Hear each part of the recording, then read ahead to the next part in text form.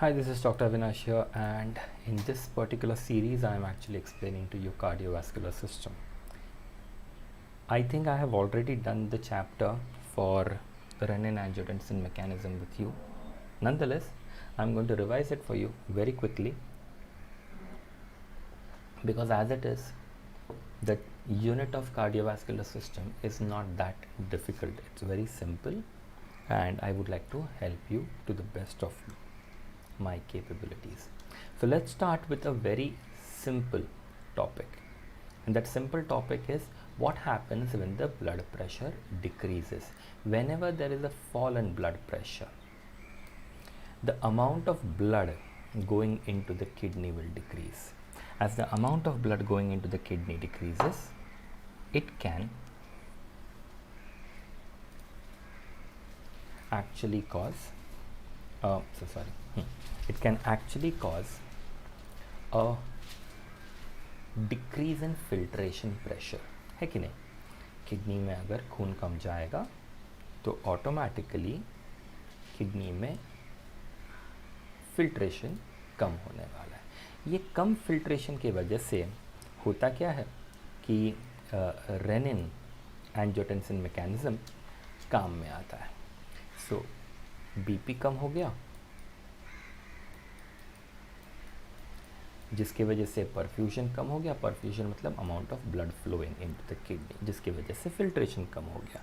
ये कम filtration is identified by the juxtaglomerular apparatus. Juxtaglomerular apparatus बोलता है अरे किडनी में फिल्ट्रेशन नहीं हो रहा है, इसका मतलब ये है कि बॉडी में ब्लड प्रेशर कम हो रहा होगा.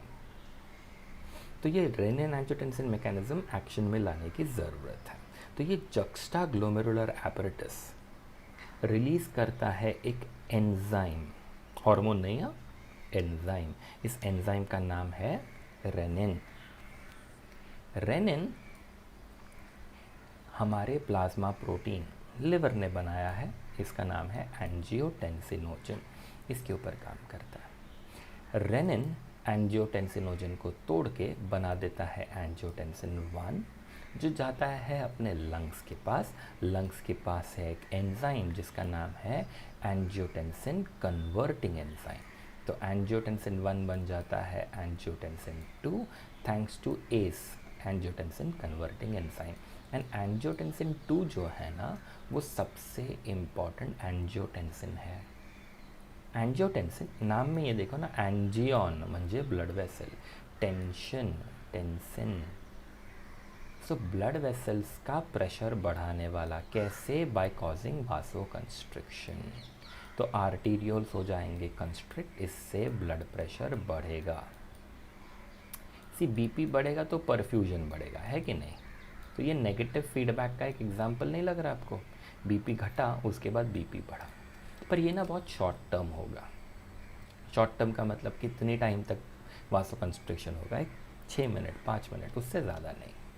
तो एंजियोटेंसिन 2 को कुछ ऐसा करना है जिससे लॉन्ग टर्म बीपी बढ़ा रहे. इसके लिए एंजियोटेंसिन अपने सिंपैथेटिक नर्वस सिस्टम को एक्टिवेट करता है. Sympathetic nervous system blood pressure बढ़ाता है. एंजियोटेंसिन 2 ट्यूब्यूल्स के ऊपर काम करके सोडियम क्लोराइड का रीअब्जॉर्प्शन बढ़ाता है. पर अगर सोडियम आप अंदर लोगे ना, तो एक्सचेंज में कुछ तो बाहर फेंकना पड़ेगा. और आपको तो डायूरेटिक्स वाले चैप्टर में बताया था मैंने कि अगर सोडियम लोगे तो पोटाशियम एक्सक्रीट करना पड़ेगा, है कि नहीं. तो एंजियोटेंसिन खुद सोडियम का रीअब्जॉर्प्शन और पोटाशियम का एक्सक्रीशन करवाता है. एंड जहाँ जहाँ पे सोडियम, वहाँ वहाँ पे पानी. तो सोडियम जहाँ पे जाएगा, रीअब्जॉर्ब हो गया ना सोडियम, तो पानी भी रीअब्जॉर्ब होगा. इससे ब्लड वॉल्यूम बढ़ेगा, और अगर ब्लड वॉल्यूम बढ़ गया तो ब्लड प्रेशर बढ़ेगा. पर किडनी इतना नहीं सुनता है हमारे एंजियोटेंसिन 2 का. तो एंजियोटेंसिन 2 अड्रीनल ग्लैंड से अल्डोस्टेरोन रिलीज करवाता है. अल्डोस्टेरोन एक ऐसा हार्मोन है जो सोडियम और वाटर का रिटेंशन में एक्सपर्ट है. तो ये भी ब्लड वॉल्यूम बढ़ाएगा तो ब्लड प्रेशर बढ़ेगा. ये सब लॉन्गर एक्शंस हो गए, है कि नहीं. इतना ही नहीं, एंजियोटेंसिन 2 ब्रेन में जाएगा वहाँ पे हाइपोथैलेमस से कह के एंटी डायूरेटिक हार्मोन रिलीज़ करवाएगा, और एंटी डायूरेटिक हार्मोन वाटर का रीअब्जॉर्प्शन करेगा। वाटर का रीअब्जॉर्प्शन मतलब ब्लड वॉल्यूम बढ़ेगा, ब्लड वॉल्यूम बढ़ेगा मतलब ब्लड प्रेशर बढ़ेगा। और इस तरह से रेनिन, एंजियोटेंसिन, अल्डोस्टेरोन सिस्टम काम करता है। अब आप बताओ, अगर किसी का बीपी पहले से हाई है तो क्या आपको नहीं लगता कि रेनिन एंजियोटेंसिन सिस्टम को बंद करना ज़रूरी है? Of course yes. तो ये सिस्टम कैसे बंद करेंगे? हमारे पास 2-3 अलग अलग ऑप्शंस हैं। एक, हम ये एस एंजाइम को इनहिबिट करेंगे, हमारे पास आ जाएंगे ACE इनहिबिटर्स या ACEIs। दूसरा जो हम कर सकते हैं, ये सारे एक्शंस कैसे हो रहे हैं भैया? रिसेप्टर्स होंगे ना एंजियोटेंसिन के, तो ये एंजियोटेंसिन का जो रिसेप्टर है, एंजियोटेंसिन रिसेप्टर्स ब्लॉक करने वाले ड्रग्स बनाएंगे। इसी को हम नाम देंगे ARBs।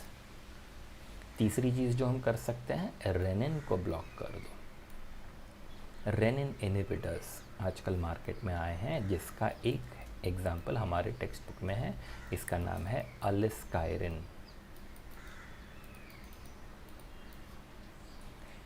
सो हमारा ज़्यादा फोकस एस इनहिबिटर्स और ARBs पे होने वाला है, पर अलिस्काइरिन एक बार जस्ट ऊपर ऊपर से देख के जाना है, ठीक है?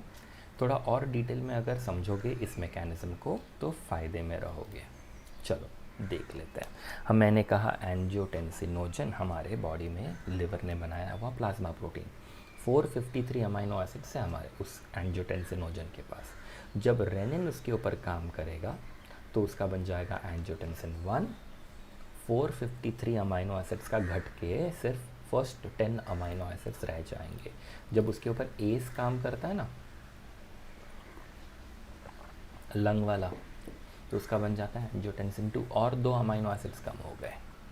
फिर उसके ऊपर अमाइनोपेप्टिडेसेस काम करते हैं और एक एक अमाइनो एसिड उड़ जाता है। जब फर्स्ट उड़ गया तो अमाइनोपेप्टिडेस से बन गया एंजियोटेंसिन 3, एंजियोटेंसिन 3 से और एक अमाइनो एसिड उड़ा दिया अमाइनोपेप्टिडेस ने, तो बन जाएगा एंजियोटेंसिन 4।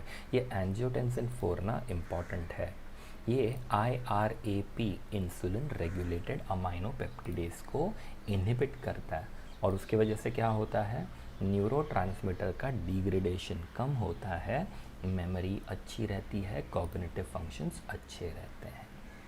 अब प्रॉब्लम ये है कि हमारे टेक्स्ट बुक में फर्स्ट ईयर से लेके अभी तक आपको हमेशा एंजियोटेंसिन कन्वर्टिंग एंजाइम लंग में है ऐसे बताया जाता है, वो ACE1 है। इसी तरह से हमारे बॉडी में ACE2 भी है, और ACE2 एंजियोटेंसिन को तोड़ सकता है। फ़र्क देखो, ये एंजियोटेंसिन 2 1 to 8 है, ये एंजियोटेंसिन 1 to 7 है। इसका एक्शन अलग होगा, इसका एक्शन अलग होने वाला है। क्या एक्शन होगा इसका? इसका एक्शन होगा वासोडाइलेटेशन। अरे पर एंजियोटेंसिन 2 तो वासो कंस्ट्रिक्शन करता है। हाँ, ये एंजियोटेंसिन 1 to 7 है, ये नाइट्रिक ऑक्साइड रिलीज़ करवाएगा जिससे होगा वासोडाइलेटेशन। ये एंटी थ्रोम्बोटिक है, ये एंटी इश्केमिक है, ये एंटी प्रोलिफरेटिव है।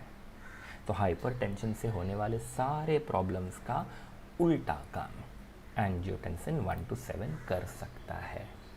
इसके अलावा आपको और एक चीज़ याद रखनी है कि जैसे पूरे बॉडी में रेनिन एंजियोटेंसिन सिस्टम काम करता है, उसी तरह से लोकल रास भी होता है।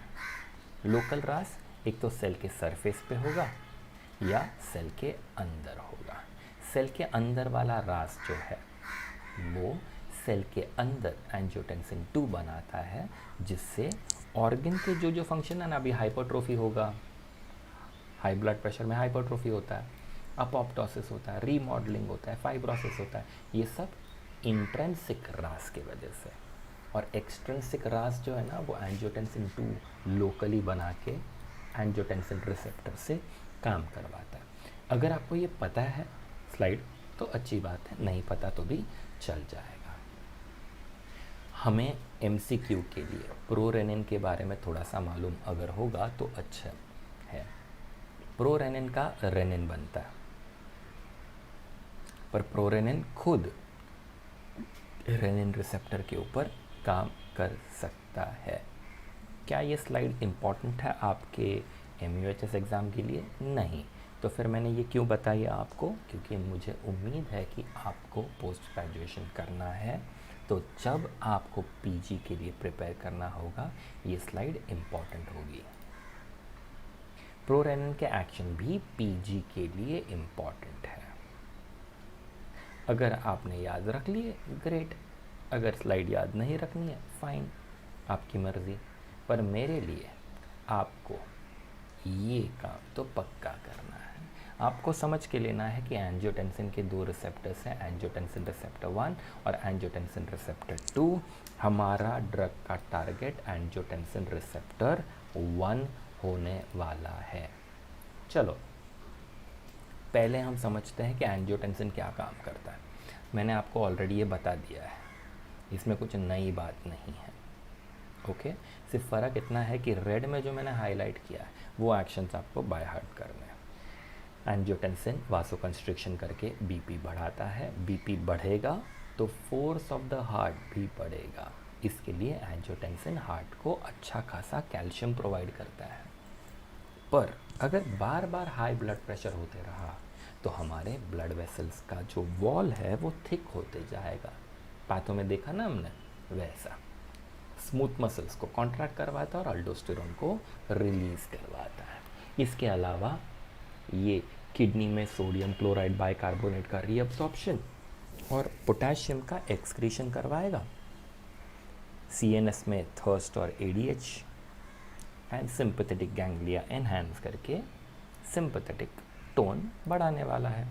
अब जो चीज़ें पता है उसी को हम रिवाइज कर रहे हैं। जैसे ज़्यादा अल्डोस्टेरोन आ गया तो ज़्यादा मिनरलोकॉर्टिकॉइड आ जाएगा, ज़्यादा ब्लड वॉल्यूम बढ़ेगा, ज़्यादा BP बढ़ेगा, बराबर ना। ज़्यादा पानी रीअब्जॉर्ब हो गया तो ऑफकोर्स ज़्यादा पानी रीअब्जॉर्ब हो गया तो अलग अलग मैकेनिज़म्स के वजह से ब्लड प्रेशर बढ़ने वाला है। अब ये मैकेनिज़म्स आपको मालूम होने हैं क्या? अगर PG के लिए अभी से प्रिपेयर कर रहे हो तो हाँ, नहीं कर रहे हो तो नहीं मालूम होना चाहिए। एंजियोटेंसिन का काफ़ी इम्पॉर्टेंट रोल है हाइपरटेंशन में एंड सेकेंडरी हाइपर अल्डोस्टेरोनिज्म में। Don't forget angiotensin 4 was a neurotransmitter in the brain। अच्छा, तो हमें क्या इसका आंसर काफ़ी सिंपल है। अगर हाई ब्लड प्रेशर हुआ तो आपको एंजियोटेंसिन कन्वर्टिंग एंजाइम को ब्लॉक करके एंजियोटेंसिन 2 बनने से रोकना होगा।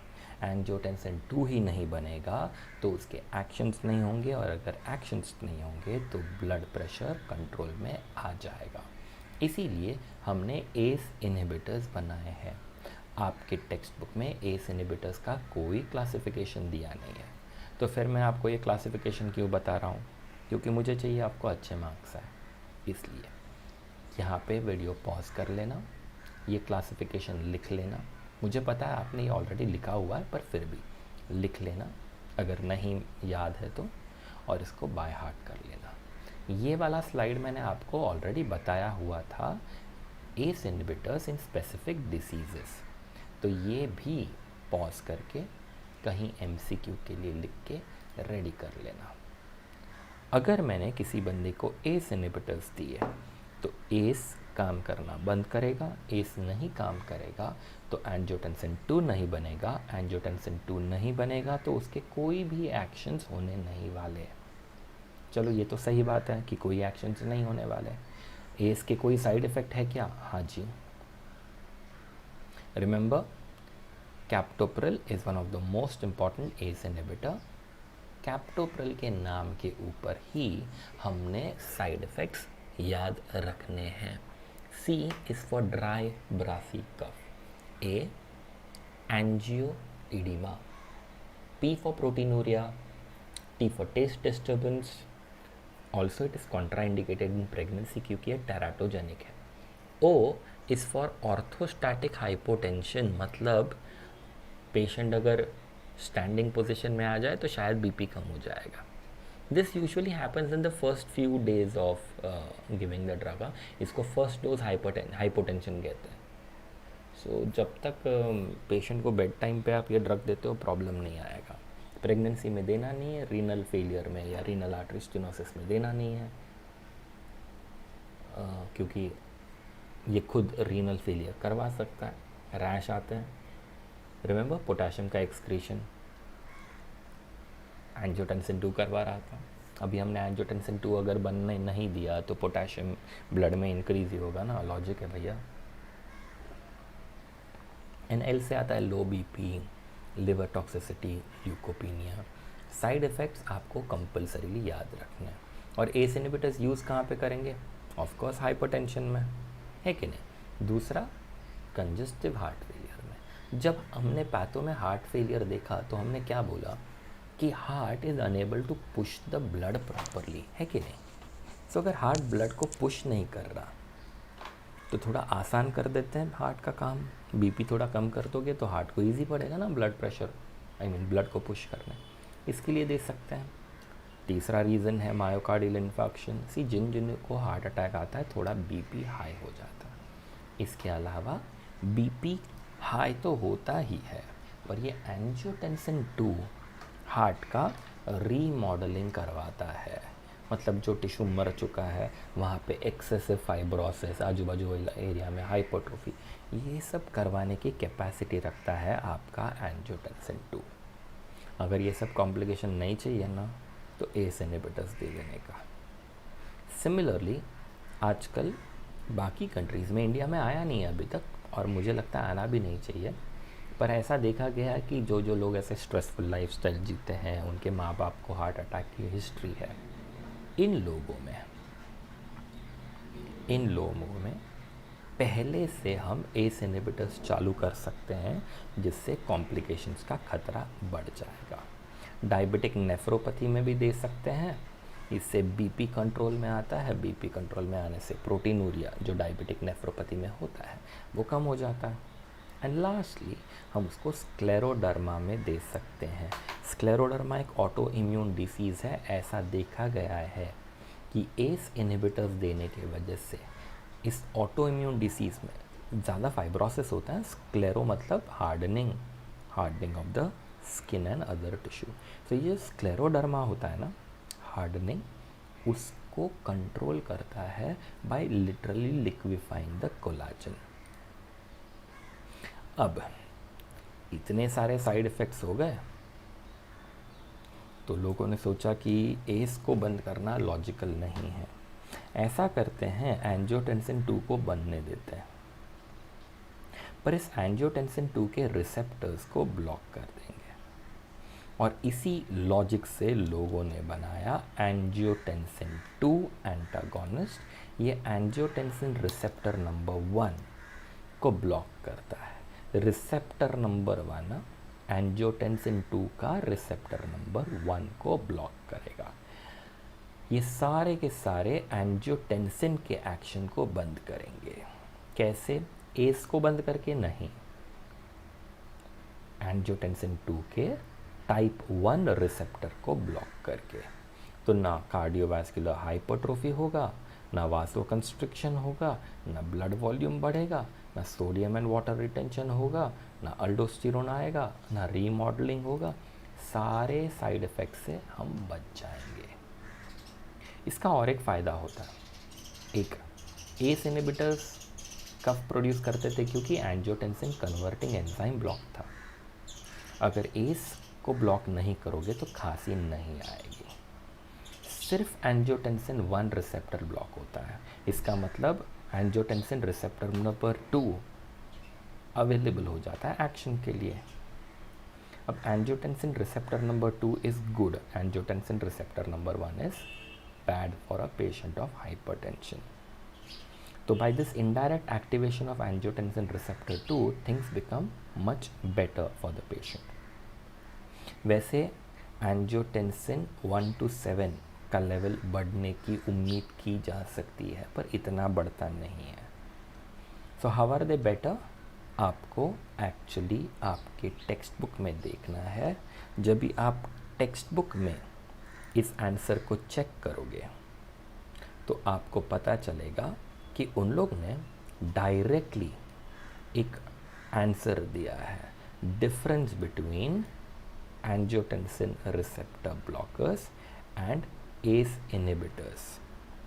I'll just tell you the page number for the same so that it becomes easier for you. Page number 535 पे लोसार्टैन के नीचे pharmacologically ARBs differ from ACE inhibitors in the following way करके total 4 points दिए हैं। ये चारों points आपको ठीक से बाय हार्ट करने हैं, पता होना ही चाहिए। इतना इस चैप्टर में से कर लो, बाकी यूजेस मोर और लेस सेम ही होंगे, कुछ नए यूजेस नहीं आने वाले। मेरा रिकमेंडेशन है कि आप इसके अलावा कुछ भी इस चैप्टर में से करने की ज़रूरत नहीं है। वीडियो नंबर 2 में मैं आपको डिगॉक्सिन वाले चैप्टर के बारे में एक्सप्लेन करूँगा। उसके पहले मैं आपको हार्ट के बारे में एक ओवरव्यू देने वाला हूँ। इस वीडियो को ध्यान से देखो